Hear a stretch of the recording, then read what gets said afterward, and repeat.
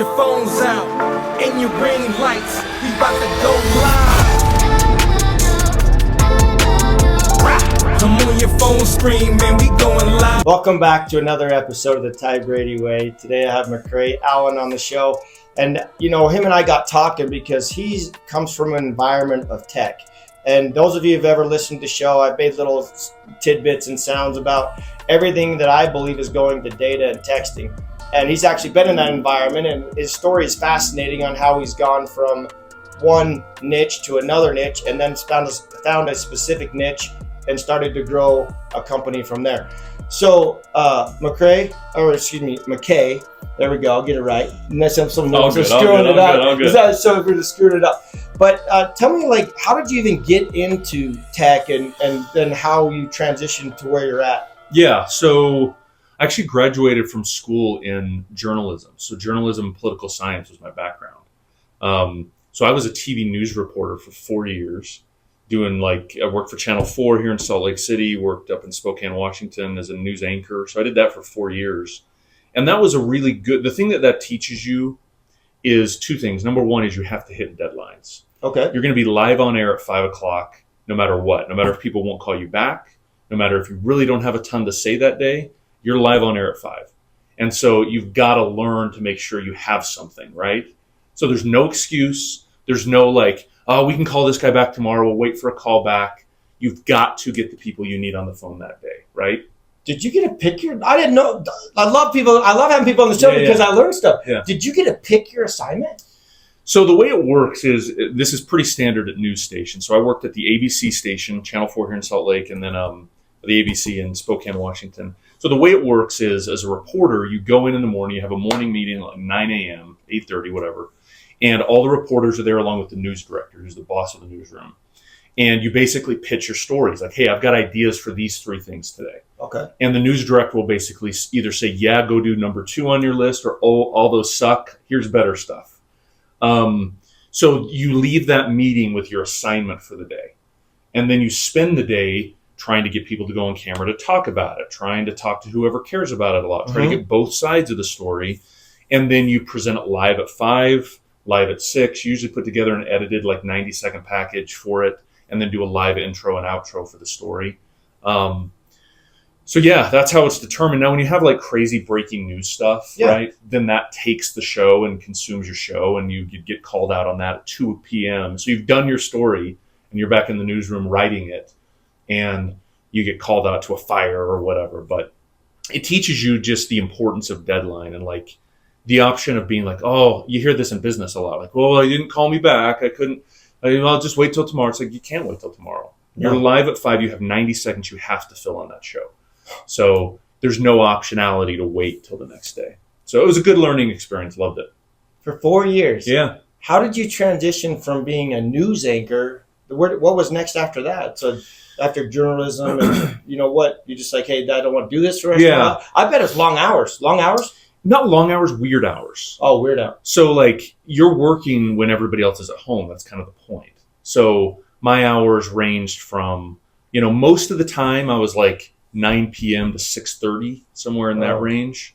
But then I anchored the weekend shows for a couple of years. So I would work from 2 p.m. to 11:30, doing sitting on the desk in the studio anchoring. And so I was working weekends. My wife was working at a bank, so she had banker's hours. So we never saw each other for a couple of years while I was doing that. And then I decided to leave for 2 reasons. Number one, I got really good at writing really quickly. So you have to just produce copy really fast, right? Because you're just hammering stuff. You might be sitting in a news van, writing a story, writing copy. So you've just got to write really quickly. So I was a good writer and could write really fast. And then the second thing is we see this, people don't get their news from broadcast news anymore, right? No. So I could sort of see that coming. This would have been 08 to 11. Okay. And this was starting. So you're starting to see markets where 40% of the people watched the news 20 years ago. Suddenly when I was in it, it was 5%. And it's still declining. And it's still declining. Yeah. So I could kind of see the writing on the wall. I was it's probably a good time to get the heck out of Dodge. So you transitioned from that, was it from there right into tech? Yeah, right into marketing. So I didn't necessarily set out to get into tech. Okay. I just started looking for marketing jobs because I knew I was a really good writer. And I figured like, hey, companies need people who can write stuff. And so I just started looking around, found a content marketing job at a technology company. Okay. And ended up getting that job here in Utah, and started with them in 2011. So I started, and they happened to be a technology company. So Okay. that's how I got into it, and then grew from there. Were you running like the PR for them, or were you writing like content or proposals? I mean, what did that entail? Yeah. So the reason I was hired and what I started doing initially was writing copy for like the website, registration pages, landing pages, decks, white papers, ebooks, that kind of stuff is how I started. Yeah. And did the PR, of course, because that was really a good, transition. But then as the company grew, I started to manage a team, and then, eventually became head of marketing after 3 or 4 years. Okay. So that was a really awesome transition. And that company, when I started, we were pre-revenue, like we'd raised a little bit of money, and before we had sold anything, I started. And then when I left, like 5 years later, we were at $22 million or something like that a year. So it was a fun journey, and I got to see a lot of things to do correct with a startup. Sure. And a lot of things that, to avoid in future roles. So, but that was kind of where I cut my teeth and moved from just like, hey, I write stuff to actually running marketing departments.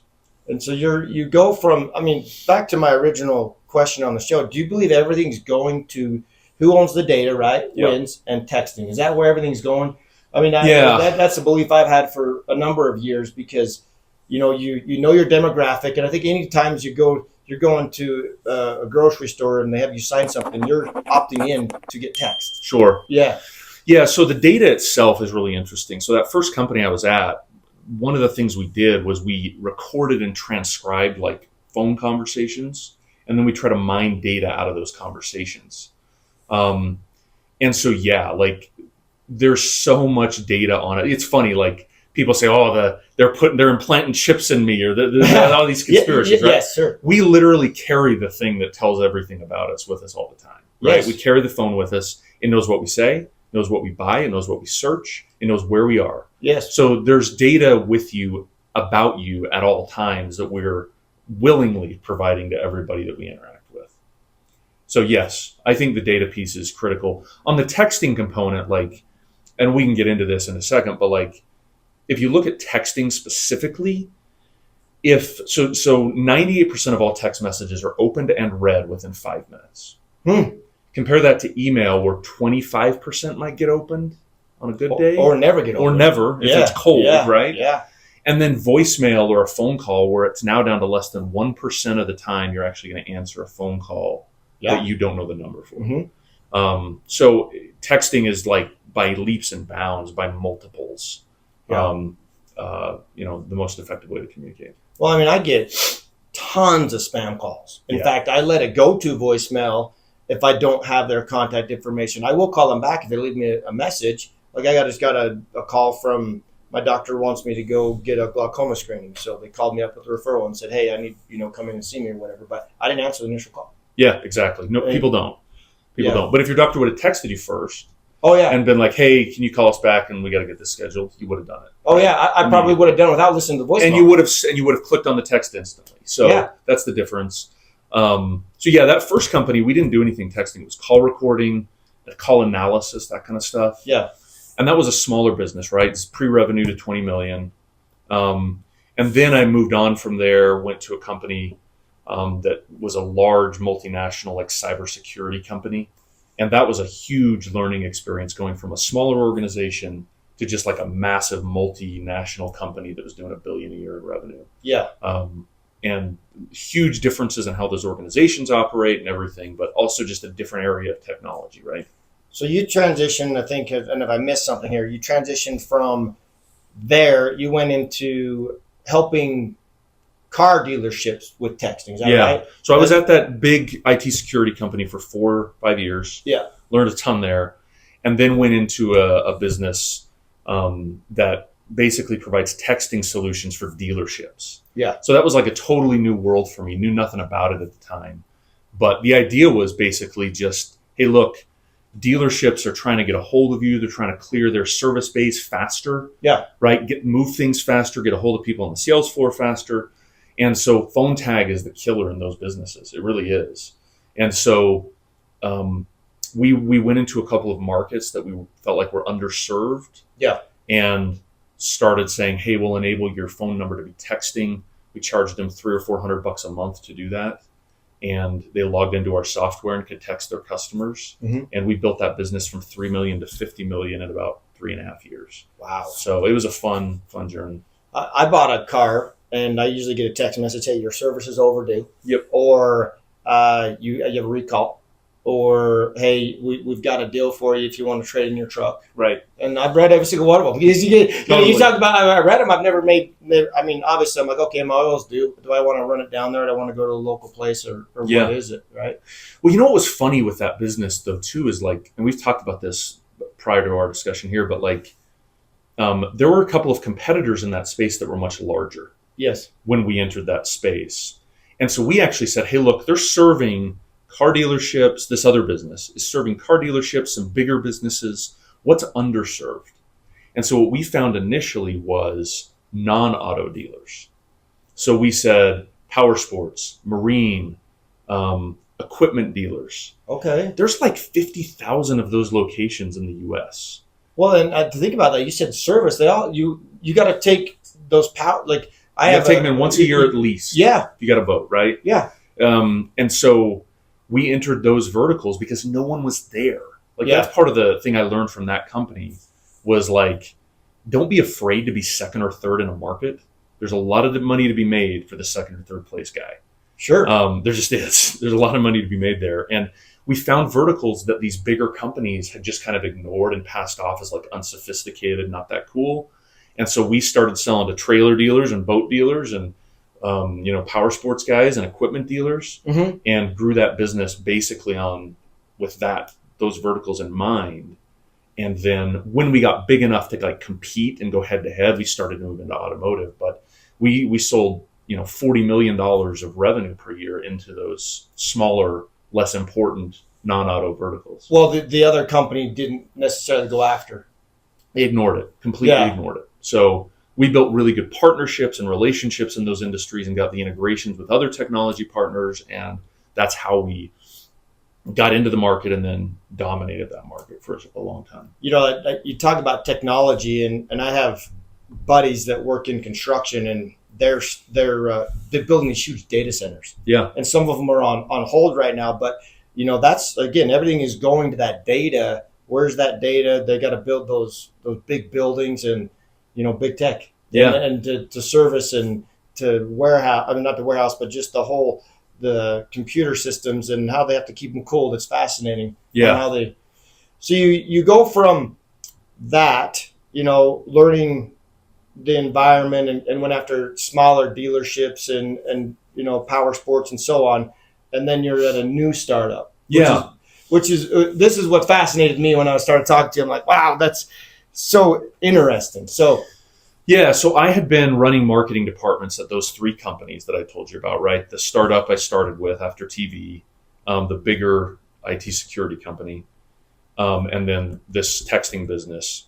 And so I'd been there for like 4 years. The thing that's interesting, I don't know how deep you want to go into this, Ty, but the thing that's fascinating with technology is every software company that you see out there is on a cycle to be bought or sold in like a 4 to 5 year window. That's the model. So someone starts a startup, they want to either get capital to invest in the business or sell the business within 4 or 5 years, mm-hmm. Or go public, right? And so that's where the M&A model in this whole environment, how it works. So every company's on these 4 to 5 year cycles. So if you're a leader in the technology space and software, you kind of want to move on every 4 to 5 years so you can maximize your income and also maximize your stock at these companies, right? Yeah. So, it was time to move on. We'd had a good acquisition and felt like it was time to move on. So, I got recruited by a great company that, background-wise, it was so interesting. Like the founders had started this company years ago, built it to $2 million in revenue, and then kind of like got to the point where they had started some other stuff as well. It was taking their time, and they kind of had reached the max of what they knew how to grow it with a technology company.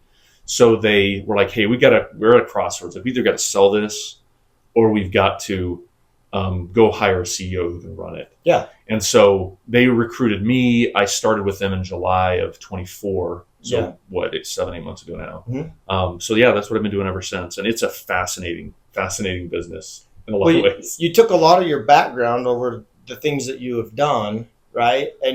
But how did you find the niche? You went after, you said trampoline parks and similar to when you said, hey, we had another company that was going after the automotive industry really hard, car dealerships. We found a different niche and grew that. So how did you find the trampoline parks and events? It's so funny. So this business that we're at now, it's called Patch. Patchretention.com is the website. And they had built the business kind of to like serve e-commerce businesses and restaurant. Like they just weren't very clear on a vertical. So the things that we learned is, number one, you've got to choose an industry. You have to be specific and focused. Second thing is you've got to have partners in those industries. Otherwise, it's really hard to break in. Sure. So we just kind of sat down and said, okay, where do we have partners now? What are the industries that we feel like are underserved? So our initial goal, and I don't think I shared this with you, was we said, hey, look, there's probably some value in the health and wellness space. Yep. So like gyms, all the health spas you're seeing pop up, all those kind of places. And then attractions. So think everything from like water parks to trampoline parks. So we started down those two paths and said, let's see, we figured one would work. Yeah. So we started down both paths. And what we found in health and wellness was it was super crowded. Just a lot of competition there. A lot of partners that are very ingrained. And so we didn't see a real easy path there. And what's interesting, you've probably seen this, the market will tell you, you don't need to necessarily make all these crazy decisions. Like eventually water flows to the easiest place to flow, right? Yes. So our sales team that we had hired, I started to look at our demo numbers each week, and they were like doing one health and wellness demo and 30 demos with attractions. And I was like, why are you guys doing this? We're like, well, it's easier. It's just like they are more receptive. Yeah, they're willing to listen. Yeah, they're willing to listen. Yeah. And so it's like, well, I'm not going to push this other vertical if the sales team's telling me like they're harder to sell. Sure. And so we kind of doubled down in that vertical, and we found another that's sort of in the same space and got partners and have just been rolling the last 7-8 months. So, but it's funny because these are verticals that no one paid attention to, no one wanted. And this isn't necessarily about those verticals. It's just, I do think you have to be focused, and then you have to find a place that no one else seems to really be paying attention to. So did you just sit down and brainstorm with your team saying, hey, who are we selling to now? Yeah. Because I heard you say you started out with, they were catering to like restaurants and e-commerce. So you said, okay, you look at the data. It's going to tell you. So you just said, okay, what's the data telling us? And then you went all in. Exactly. So one thing I learned, and this is one of the benefits of working at that big company, right? They hired, they were big. We had 2,500 employees. And they would hire big consulting groups to come in and give us guidance on things. And I'd say 8 times out of 10, those consulting groups were just wrong. And if we would have just like gone a certain direction, we would have made quicker decisions, either fail or succeed. Yeah. Right. And so that's what we said. And I learned this at my other company I mentioned, but you just kind of have to choose. So we just sat down and said, hey, these two verticals seem cool. Mm-hmm. They seem large, like they're big. You got to do some research. Like, hey, there's 30,000 potential rooftops over here and 20,000 over here. That's big. Let's start there. Yeah. And then the market will tell us what's best. And that's exactly what happened. So you do have to do a little bit of research up front, but I think sometimes people overanalyze and don't just go down the path. Yeah. And so we would have probably done, okay, we're going to do some analysis on this and figure it out, and probably ended up in something else. But we just said, hey, let's choose these two verticals and the market will tell us which one's good. And that's exactly what happened. Does it seem like there's more and more attractions popping up or being built? It seems like for me, my kids love that kind of stuff, whether it be, you're talking paintball, trampoline park, racetrack. Yeah. I mean, you know that better than I do. I'm just curious on. Yeah, it's interesting. Like, so what we're seeing, and we're new to the space, right? So there's people that are way more expert on this than me, but there's two things that are happening. The first is the revenue for those businesses is the top line is very like more significant than people would think. So like your average like trampoline park or whatever is going to make $3 to $4 million top line revenue. Yeah, that shocked me when you said that. I was like, I had no idea. It's wild. Yes. So you've got people that are just opening these franchises and are making 12 million top line a year with 4 locations open. Ooh. It's bonkers. Now they've got some overhead. There's capital. It's capital intensive to build, right? And then you've got to have a whole bunch of liability insurance. Yeah. Because you're gonna have a broken femur in there every once in a while. But like the other thing that's interesting with it is we saw just this week, Joann's Fabrics, that whole retail chain is closing. Yes. They cleared bankruptcy. So there's like 700 retail locations that are now just going to be empty. Yeah. Well, guess who's going to buy a lot of those? Trampoline parks. Ninja parks. Ninja parks. Yeah, whatever they call those. Arcade movie theater type places. Like that's who, if you go and look around strip malls that 15, 20 years ago had retail, they've now got a lot of attractions in them. We see it out where we live, near where we live, right? Like there used to be maybe it was a Joann's, but something like that. There's now a Ninja Kids in that place. Yes. So you're seeing that all the time. So I think there's a few factors, right? I think you're seeing as expenses have gone up and inflation has risen, and that's not going to go down anytime soon, it looks like.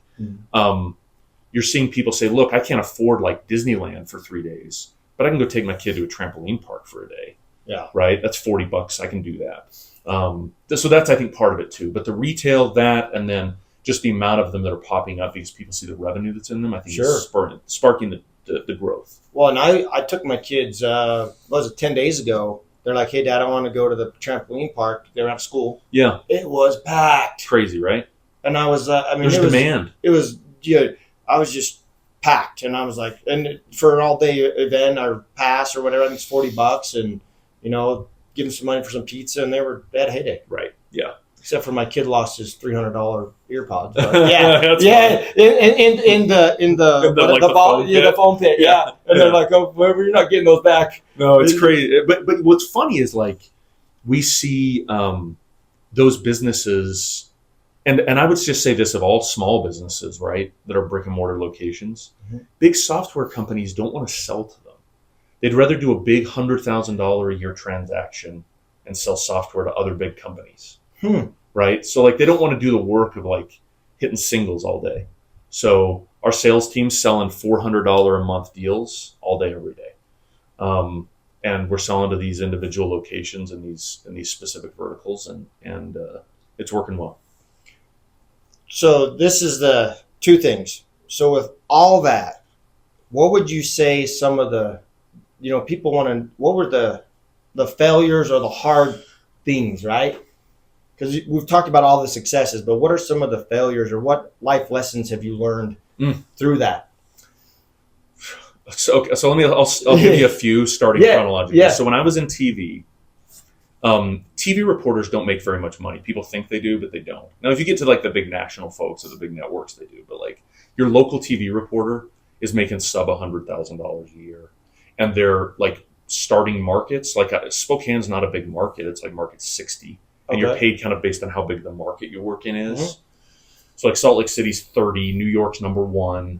It's just based on market size. So, I mean, I had a friend who couldn't get a job. I graduated in 08 at the height of the recession, right? I had a buddy who couldn't get a job and was working at Jack in the Box. He couldn't get a job in his field, so he's like, I'll just go get a job at Jack in the Box. Wow. He was making more than I was as a reporter. Okay. And so you start to realize, like, so the first lesson is you've got to find something, not that you just enjoy, but that actually like is lucrative. Okay. It's really hard to enjoy life for 40 years in something that you enjoy, but doesn't pay well at all. So you've got to find something that is lucrative enough to make you satisfied, right? Good. So that was the first thing. Second thing I learned was you have to be willing to switch careers. So like that had been my dream to do that for a long time. And it was hard to realize, like, I got to get out of this. This is not going to work. And so you've got to be willing to like pull the ripcord and make a pivot. And then the other thing I learned from these various tech companies is, lots, but kind of like we've been talking about, is you just find your niche. Like, it's okay to be second place in a space. Like, some people I think get so obsessed with being number one that they forget, like, there's a lot of money. Let someone else take the arrows of charging through first. Like, you come through second, you can do really well. Yeah. And that's, I think, something I learned through various experiences. I have lots of second and third place trophies back there, and I have some number ones too, right? Yeah. But those are some wow. But I think sometimes people get intimidated, though. They think, oh, well, I can't go and start this or do this because these 3 people are already there doing that. Sure. And they're big and they're intimidating. And it's like, great. There's plenty of room. I look at, I've said this too, is Amazon, it was like Sears, Roebuck back in the day when everyone was ordering from a catalog. Yeah. That was mailed to their house. And so it's the same thing, but now it's transitioned to online. Right. And then somebody and look at all the failures he had to get to where he was at, and look at what everybody knows that. Right. 100%. He could have given up and said, sorry, I'm going to start out with books. Right. And now it's this big, huge, well-known brand that's across the world, and it's powerful. Yeah. Well, I mean, you even look at, like, Chick-fil-A is another really good example where KFC really owned that, like, market for a long time. Mm-hmm. And when we were kids, it was KFC. That's right. Right? You went to KFC. And now, like, we go to Chick-fil-A quite a bit. Yeah. I don't remember the last time I went to KFC. No offense to KFC. But I think it could have been intimidating for a company like that who was just kind of in the South, pretty local, to be like, we can't expand. There's much larger companies out there doing this. Well, and when I was a kid, you talk about Chick-fil-A, it was only in malls. Right, exactly. It wasn't even... It was malls and airports. Yeah, it wasn't even in the same thing with, like, Panda Express. That was traditionally in those spaces, and then they've done like food courts. Yes, yeah. Exactly. Yeah. So that was, I think, a good learning was when I was at that texting company. There's massive companies in that space, and it would have been really easy for the founders of that business to be like, we can't go there. They're too big, but they found a niche and it worked. Those last 2 questions. Yep. Where do you see it going the next 5 years? And any last thoughts? So I think here's 2 things. The first is, I think you're going to have a continued focus on instant communication. And I do think texting is a huge part of that. Okay. Businesses are just desperate to reach us. And so email and phone calls don't work anymore. So I do think the majority of businesses are going to start relying on texting even more than they do. We saw that at my last company where when I first started there in 2020, we had to kind of educate them on what this was. Mm-hmm. Now everybody knows what it is. It's just a question of who are you using. Yes. And that's in 5 years, right? So that's the first thing. Second thing is I do think the data piece is so interesting. Like, there's just so much data on us today that companies are wanting to serve up like a very specific experience. Like, they're going to serve you ads and experiences based off your preferences, your search habits, everything you do, everywhere you go. That's just the reality, unless you want to ditch your phone. Yeah. Which nobody does. Yeah. So that's the reality. And then I think the last thing I would just say is, maybe I'd reiterate what I said earlier. You can't be afraid to pivot, right? Whether it's to a different vertical, whether it's to like, hey, I'm in the wrong career. Yeah. I'm doing the wrong thing. I've got to make a change. Like, I always kind of think through things like, what's the worst that could happen? Yeah. And in reality, you'll be fine. Like, you just have to sometimes make a bold decision, and that's really hard in the moment, but afterwards you rarely regret those. I'm going to add one thing to that. It could be forced, right? Or it could be you choose it. Great point. The career I'm in now, it was forced. Yeah. And the worst and best thing, and to this day that's ever happened, is it was forced. Someone pulled the rug out from underneath me, and it was over. And you had to move to a different thing. Yep. And it was not easy. Yeah. But it was well worth it, and it put me where I'm on the path I'm at today to do this. Yeah. It's been wonderful. As always, share, like, and subscribe. We'll catch you on the next one.